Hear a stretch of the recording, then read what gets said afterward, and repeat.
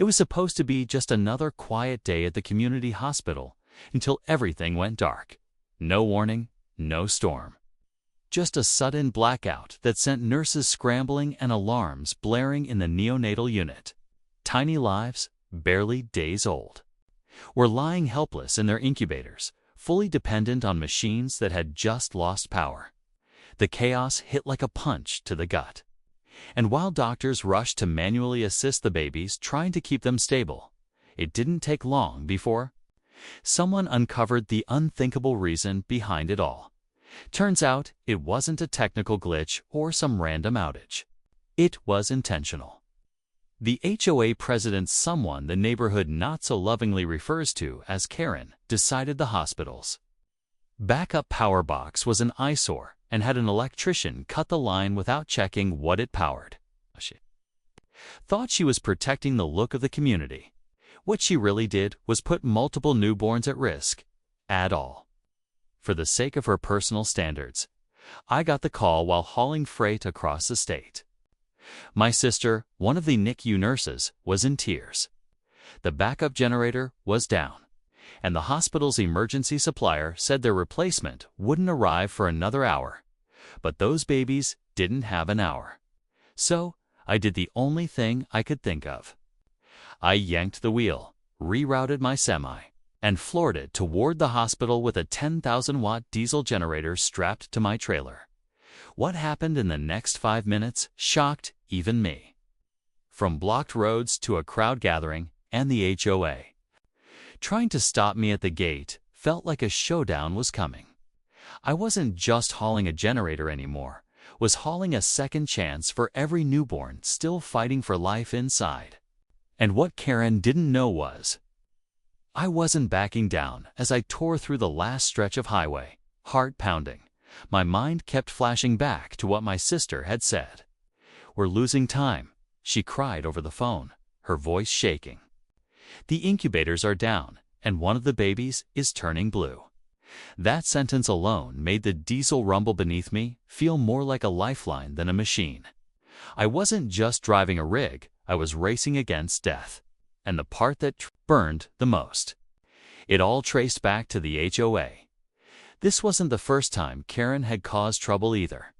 She was known for sending petty fines, complaining about unauthorized plant colors, and patrolling the neighborhood like it was her personal kingdom. But this was something else entirely. Cutting off power to hospital equipment because it didn't match the community's aesthetics. That level of arrogance made my blood boil. And yet, somehow, she still acted like she was the victim. Neighbors had tried to reason with her before, but she always hid behind bylaws and technicalities. This time, when she spotted my semi approaching, she didn't even flinch. She called the security post and told them I was trespassing with an industrial hazard. What she didn't know was that I had already spoken with hospital staff, and they were counting on me. I wasn't about to let a power-hungry HOA president stand between me and that loading dock. The gate came into view, and so did the small crowd of residents, some trying to figure out what was going on, others already recording with their phones. Karen was standing there, clipboard in hand, yelling into her walkie-talkie like this was some kind of neighborhood emergency drill. What she didn't realize was the real emergency was just behind those hospital walls. And in that moment, I knew things were about to explode, literally and figuratively. I slammed the brakes just feet from the gate, the semi's engine growling like it shared my frustration. Karen stood dead center, arms crossed, shouting something about unauthorized deliveries and insurance liabilities. I could see the hospital roof rising just beyond the trees, so close it made this standoff unbearable. Nurses were texting me nonstop, "Power's still out. Oh, 2 levels dropping. We need that generator now." My sister's last message just said, "Hurry."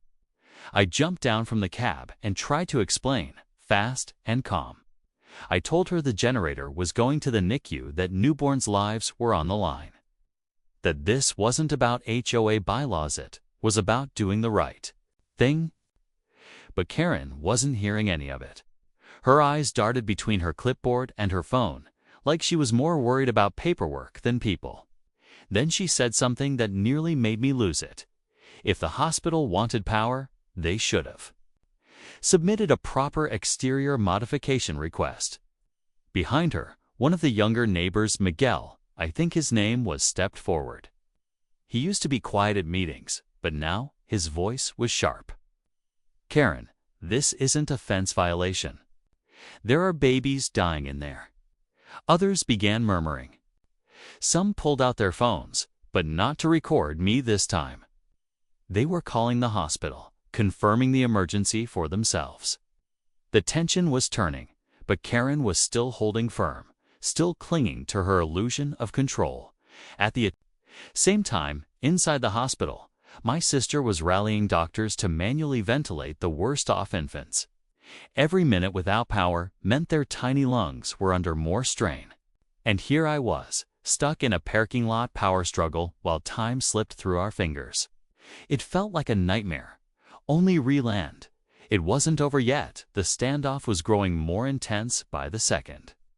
The semi's engine kept idling behind me, rumbling like it was ready to charge through the gate on its own. More residents were gathering now, some arguing with Karen, others standing awkwardly like they weren't sure whose side to be on. But the urgency in the air was starting to cut through all the HOA nonsense.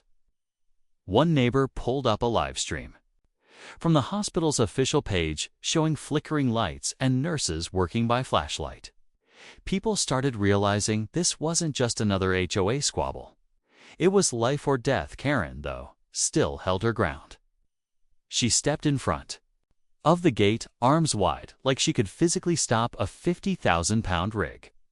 She kept repeating phrases like protocol and liability, but her voice was starting to crack. You could tell even she was beginning to realize she'd gone too far. But pride's a hard thing to let go of, especially for someone like her. She barked into her walkie again, ordering security not to lift the gate. It was like watching someone cling to a rulebook while the building burned down around them. Then a voice came through my Bluetooth headset. Was my sister, trying to keep it together. We just lost baby K's pulse. We got it back, but we can't keep doing this. Please tell me you're close. Her voice broke at the end, and that was it for me. I yelled across to Karen, if you don't move, I will. The crowd gasped. And for a second, it felt like everything froze, like even time was holding its breath. Just then, hospital staff ran toward the gate from the side entrance. They were waving, shouting for me to bring the generator around back.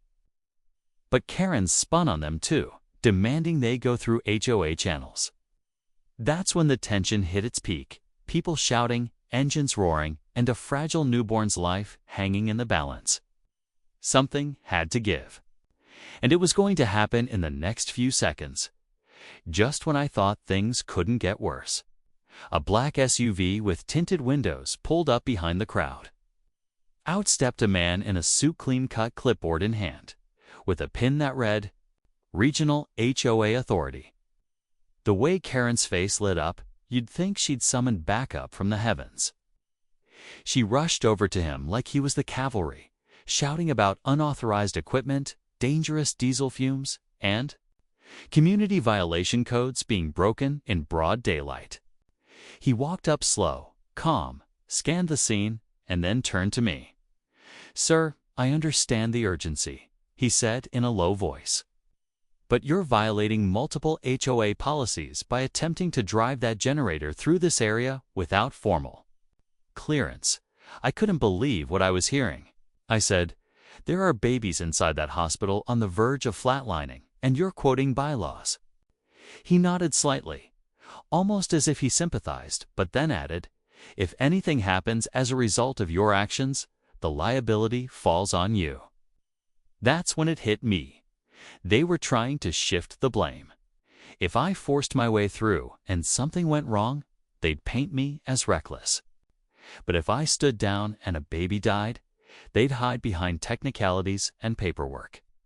The pressure suddenly doubled, and every second was ticking louder in my head. The hospital staff at the back gate kept motioning me to come around, yelling that the NICU team had prepped for the hookup. But then came the twist I didn't expect. Karen's husband stepped forward. I hadn't even noticed him in the crowd, but there he was, pale and shaky, holding his phone. "Karen," he said, voice low and trembling. "Our niece was just admitted to the NICU. She's one of the newborns waiting for that generator." The air changed instantly. Karen froze. Her clipboard lowered. Everyone went silent. The stakes had just become personal for her. But it wasn't clear what she'd do next. And there was still no time left to argue. For a full second, Karen didn't say a word. She just stared at her husband, blinking like she'd misheard him. But when he showed her the text message from their niece's mother, the one that said baby Ava just got admitted, no power. "Please pray," her whole posture changed. The clipboard slipped from her hands and hit the pavement. Her mouth opened, but no sound came out. Without saying another word, she turned and waved frantically at the security post. "Open the gate now," she shouted. It was like the moment she realized her rules had nearly endangered someone she loved. The control she held over everyone else suddenly vanished. The guard hesitated for just a breath. Then the metal gate began to slide open. I didn't wait for it to finish. I sprinted back to the cab, fired the truck into gear, and rolled through, the generator rattling behind me. Hospital staff ran alongside, directing me to the emergency access road around back. The loading dock crew was already waiting, tools in hand. As soon as I stopped, they swarmed the trailer, unhooking cables and wheeling the generator into position. Like it was a race against time, which it was, while the team connected the cables. A nurse shouted from the doorway, "We've got a flat line again." The generator wasn't live yet. The final moment felt like a countdown in a war zone. I turned the key on the generator myself, and after one hard crank, it roared to life. Lights flickered inside the NICU. Monitors beeped back to life, and you could hear cheers from the medical staff. My sister burst through the door, face streaked with sweat and tears. "We got Ava back," she whispered, gripping my arm. "She's breathing." Just when I thought it was over, another SUV pulled up, this time with hospital admin.